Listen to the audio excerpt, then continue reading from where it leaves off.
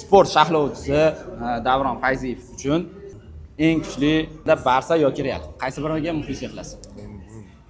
25 yildan beri bu savolga javobim yo'q. Nimaga? Chunki biz sharhlovchi neytral bo'lamiz. O'sha bittasiga balishlik qilmaysiz. Mumkin emas biz. Hop, bugun siz bilan ko'rishimizga sababchi bo'lgan joy bu Humo Arena, ya'ni Octagon Liga. Siz uchun o'zbek MMA jangchilaridan eng kuchli 3 tasi kim? Albatta Ramazon Temirov. Mahmud Murodov birinchi UFC jangchimiz hisoblanadi. Amirxon yoki Doston Bozorov. Men yozman Doston Bozorov urishadi. Doston Bozorov ham juda talantli. Shu ishdan. Hop, sport sharhlovchisiz, futbol sharhlovchisiz. Shu sharhlovchiligingizda qiynalgan bir holatlaringiz ham bo'lgan?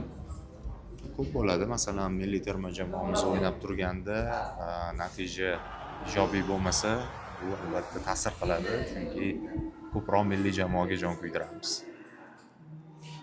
Aka, sizga katta rahmat. Ketgan vaqtingiz